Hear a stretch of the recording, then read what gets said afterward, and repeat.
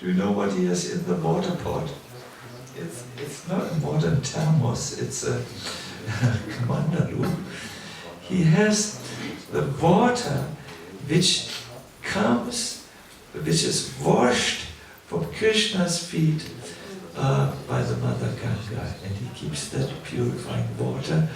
And if he gives life to someone, like for instance, Hiranyakashipu meditated and was dried out like a stick, the first thing Brahma did, according to the Bhagavatam, he took water from that kamandalu and sprinkled it over the dead, almost dead body of Hiranyakashipu and electrified him. These are how beautiful Krishna's feet is. Brahma worships them. Shiva always keeps the water of Mother Ganga, which has washed the lotus feet of the Lord, on his head. It's always like a little thing coming here. So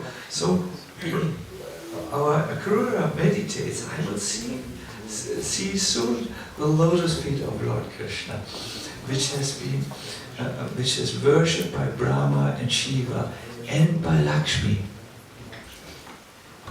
This day, this year, Gaurahari and Vaijayanti invited us to a boat ride on the Yamuna, and we went, amongst other places, to Lakshmivan, the forest of Mother Lakshmi.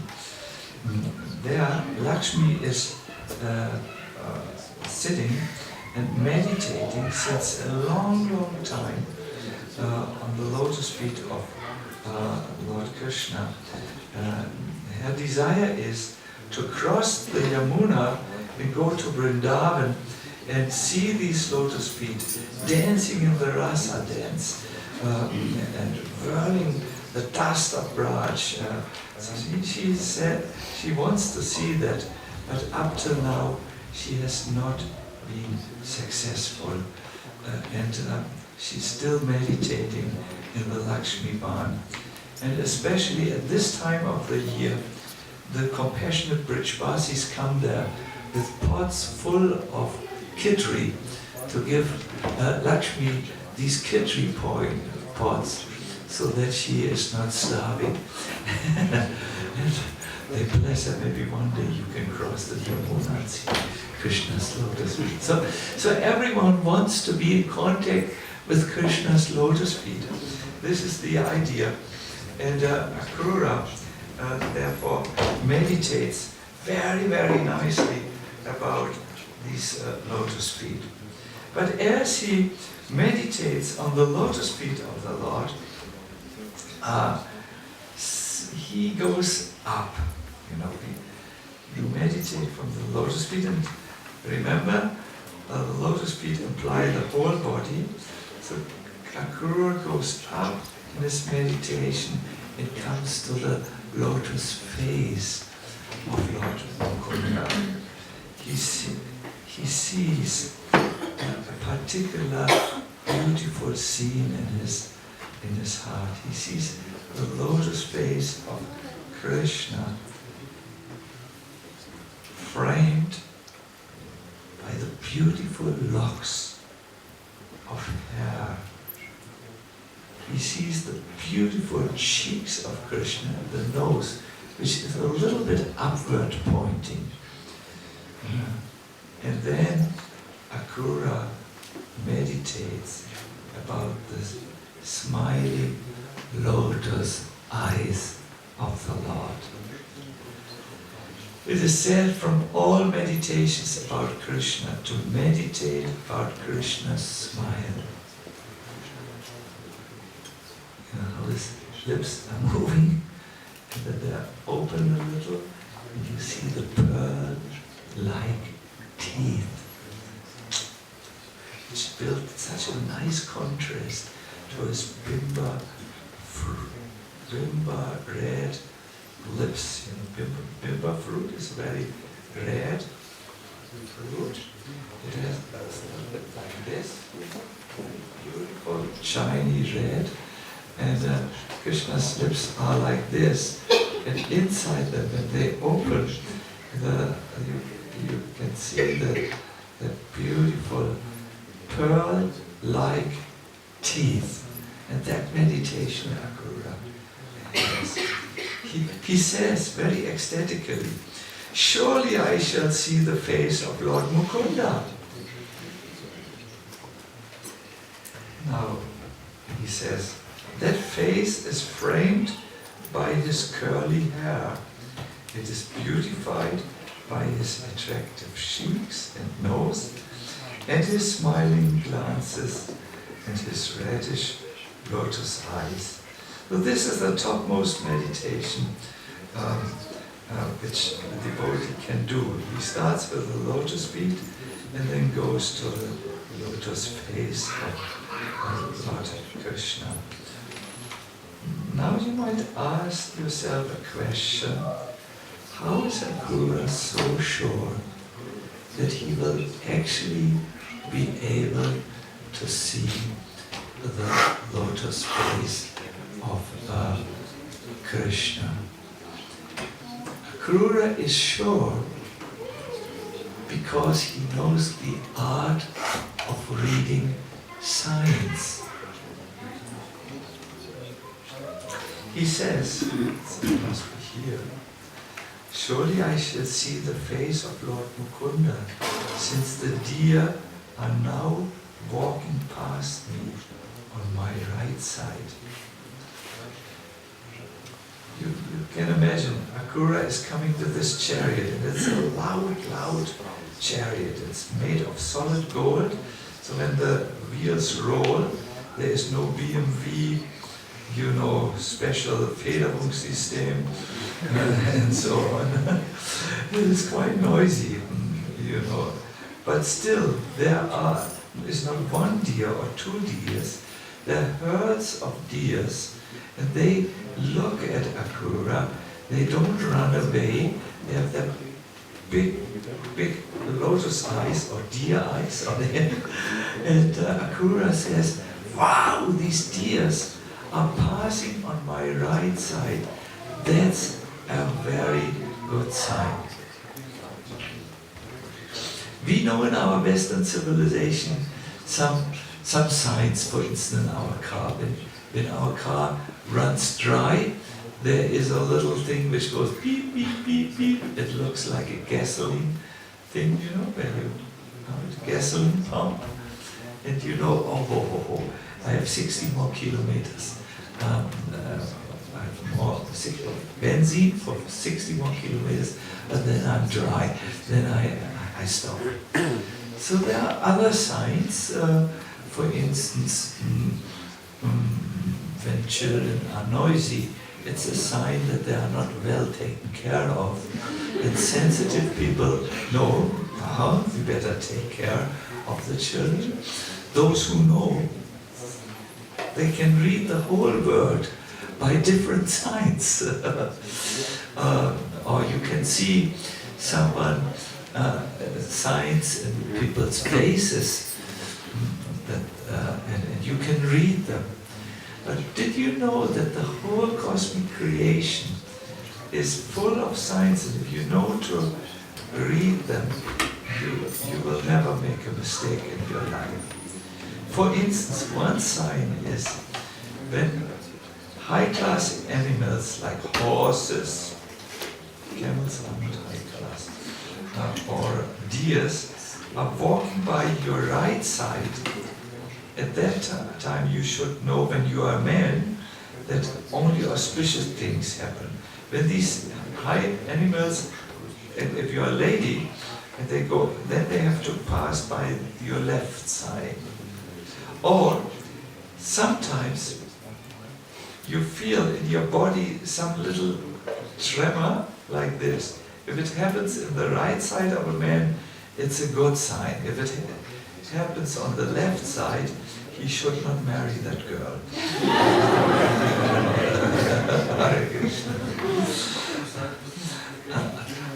There is a Shastra about this, and I would like to give you an example. You must remember that once Vishwamitra, the yogi, came to the palace of Maharaj Dasharatha, and he asked Lord Rama, he asked Dasharatha, give me your son Rama. There are some demons in my place, and they make so much trouble to me. So the Dasharatha said, yes, you can. First he said, no, take my army. My boys should not go with you. But then he said, okay, you can have Ram. So he didn't have a notice of Ram, no word of him, no news of him, for something like 2 weeks. Then one morning, he felt very restless, and he was walking in the palace garden, and he saw all of a sudden 2 brahmanas with shastras under their arms passing on his right side. And when Dasharatha saw this auspicious sign, he knew Ram is safe, his mission is completed, and most probably he is now in Mithila, and he has just gained the hand of Sita as his rightful wife. So as he was thinking like this, reading the signs on the road, all of a sudden a messenger came. He was coming, riding on his horse, and he reported that yes, Ram has defeated all the demons. He went to Mithila, he married Mother Sita, and Janaka Maharaj was so enthusiastic about this connection of the 2 houses, dynasties, that he offered 3 more daughters, which will now be married to Bharata, Lakshman, and Shatrugna. So what I would like to express is that he saw signs on the road. Krura saw signs on the road, and he could read the signs and understood that I will meet Krishna in the evening, and I will have the darshan, this beautiful face, which is just so incredibly attractive. My dear devotees, are there signs in your life which you have maybe not yet understood? I think Krishna speaks to us in form of signs. There is an art in all traditions called divination. It's you read certain signs, and you can make unfoldable conclusions from this. I want to point out to you that Krishna is constantly communicating with you in form of signs. Especially he does so when you come to a temple. And for instance, during darshan, when you pray to Krishna, he gives you signs. Maybe a rose comes your way as a confirmation. Or you look at the altar, and I once had to decide on a project, whether I start the project or not. It was a project which was a lot of Lakshmi involved. And I went to Dhama and said, Dhama, should we start this project? Should we buy this new place? And at that moment, the crown of Madan Mohan just slipped down, and he couldn't see any longer. And I understood immediately. Madan Mohan said, if you take this project, it will be a blind project, it won't work. I said, okay, it's clear. And I told the pujari, could you maybe adjust Madan Mohan's crown, please? He shouldn't stand all day like this. There are many signs, and I would like to encourage you, especially while you're here, to read the signs. One sign which I which I always see. You know this. I suffer because in our temples there's always so much distraction. Like when you want to meditate in the Hare Krishna temple, the pots will fly around in the kitchen, and the children will scream and kill each other before the door. And it shows me whenever I start something which requires peace, oh my God, our movement is not in peace. The heart of the devotees is not in peace. Peace is so difficult to make. We have to change something in our culture so that the devotees can finally become peaceful. So I wanted to give you a personal, let me say, application of this knowledge which Akura is giving here. Try to read the signs. My dear devotees, if you become a little sensitive in your life and know that Krishna speaks to you through signs, you will really live a wonderful and Krishna conscious life, because you will feel the Lord is directing me all the time. Now, I wanted to give another example from Shastra, from Chaitanya Charitamrita. It was about Krishnadas Kaviraj Goswami. See, the devotees had asked him to write a biography of Chaitanya Mahaprabhu. Why? Why him? He was he lived next to Raghunathas Goswami, who had seen Chaitanya Mahaprabhu in Puri, and who delivered each day a 4-hour-long katha on Chaitanya Mahaprabhu at the banks of Radhakund. Each evening, or each afternoon, Raghunathas Goswami left his kutir. He sat at the back of Radhakund, and he talked about Chaitanya Mahaprabhu. And Krishnadas Kaviraj Goswami was present. So the Vaishnava asked him, "Could you please write a biography? You have heard so much about Chaitanya's Leela." And he didn't know if he should do it. His doubt was, he was already very old. And he was not physically capable to write such a huge book. In the Chaitanya Charitamrita there appears a verse where he addresses this point. He says, I'm writing this book, but it's a miracle, because my eyes are blind, I can't really see what I'm writing. My memory always forgets everything, but still I'm writing. This is a miracle. This must be the blessing of Madan Mohan. Said Krishnadas Kaviraj Goswami, when he was so much in doubt, should he write or not, had gone to Madan Mohan and prayed to him and had asked, "My Lord, you please give me a sign. Should I undertake this writing project? Should I write this literature?"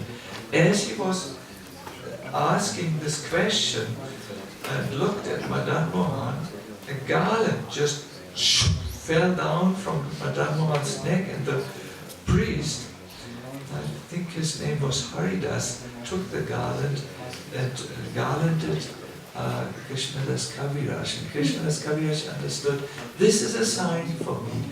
I should now start writing. My dear devotees, once again I want to ask you, are there maybe signs in your life? I cannot ask, but what signs, Maharaj? Well, for instance, something which happens very often to devotees is they run into the same situation with the same type of people and the same type of reactions. This could be a sign that Krishna wants to show them that, see, you are always coming in the same situation. There's always the same result. You are always coming to the same point.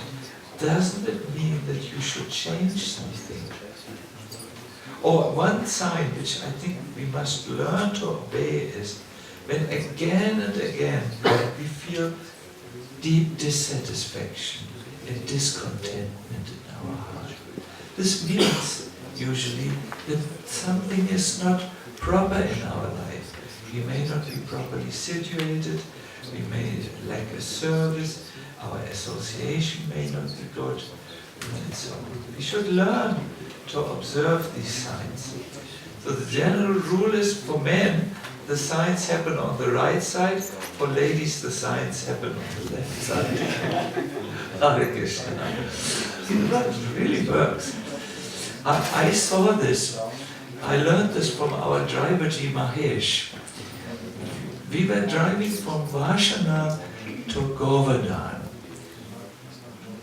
And all of it, I saw something. We were driving on that road and I saw something in the bushes. And the next thing I knew is Mahesh puts on the brakes. The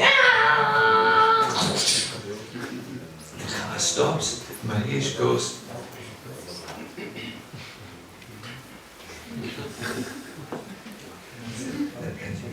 And he says something. Shri Krishna Sharanam. Shri Krishna Sharanam. Shri Krishna Sharanam. Then I didn't see much. I just saw something in the bushes. I didn't know what it is. Then Mahesh says, Jai Radhe, Giriyash Baba ki Jai, and starts to drive again. He said, Mahesh, can you please explain to a poor Westerner what just happened? And he says, Shriga, Shriga, Shriga. Shriga means jackal. There was a jackal on the right side of the street. It's a low-class animal.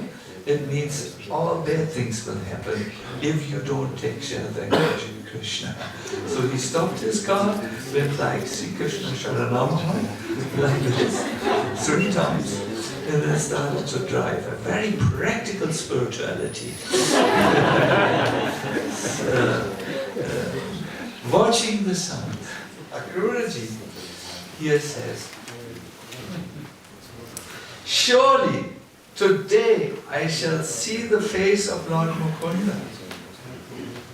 That face is framed by his curly hair, is beautified by his attractive cheeks and nose, his smiling glances, and his reddish lotus eyes. I shall see the face of Lord Mukunda, since the deer are now walking past me on my right side. He's meditating.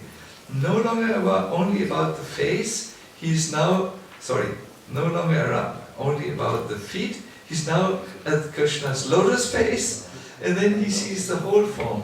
I'm going to see the Supreme Lord Vishnu, the reservoir of all beauty, who by his own sweet will has now assumed a human-like form to relieve the earth of her burden.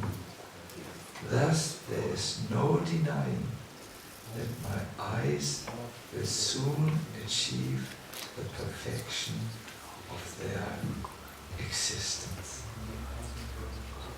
So this is a beautiful meditation of the devotees of Krishna. I want to encourage you to enter this world, this inner world of treasures which are waiting. I want to encourage you to not be shy, but explore the wealth of our glorious tradition. If you don't do it, there will be a day where you think, oh, Krishna consciousness, there is not enough spirituality for me in it. But if you learn to explore and see what is there, you will become so convinced and so happy that your life will be very, very nice. I will now just ask any one of you. I will ask Nimai. Nimai ji. are different sides of Krishna's lotus feet. And you, because you sang so nice this afternoon, from 1 to 2, I think you chanted. I heard my chair was flying in my room. You may now choose from the following signs what is of your interest. The umbrella on Radha Krishna's lotus feet, the thunderbolt on Krishna's lotus feet, or the swastika. What would you like to hear about? The swastika. Oh, okay, because you're in Germany now.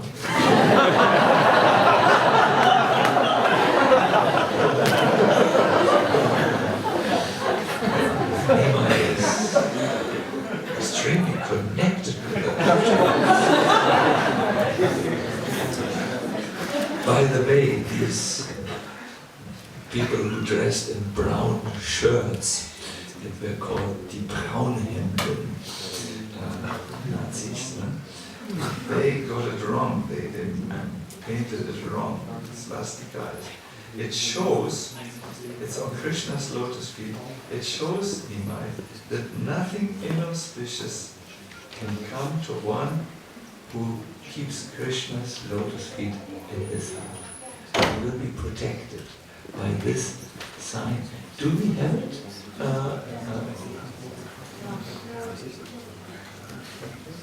Up there, on the feet.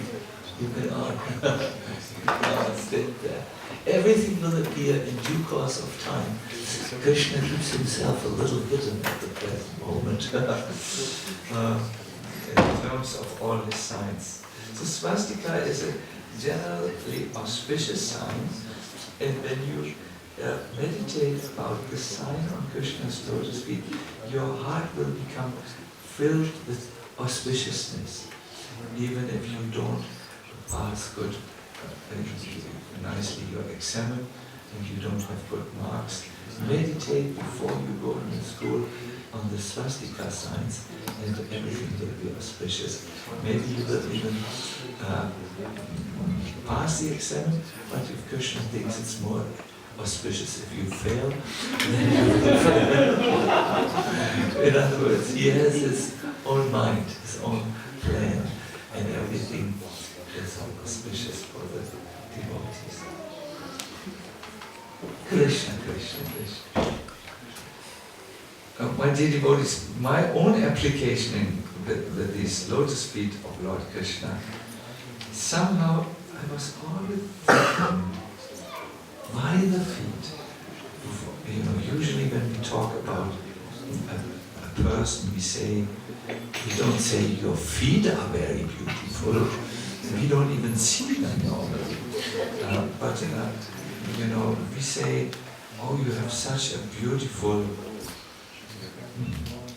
don't know how to say it, but your eyes are so bright, or your ears are so large size,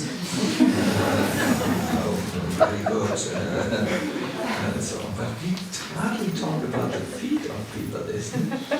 Hardly. But why do we talk about Krishna's feet? Why do we say they are lotus feet? The idea of the lotus is that he grows in a murky place, muddy place, but the lotus smells and is above all the dirt and everything. So Krishna may come into this world, he may come even into our heart, but he's never ever influenced by the surroundings of this world, just like a lotus flower is never ever influenced by the somewhat dirty surroundings in which it grows. This is a sweet promise of Krishna to his devotees. He seems to say, think about me and conquer the darkness of your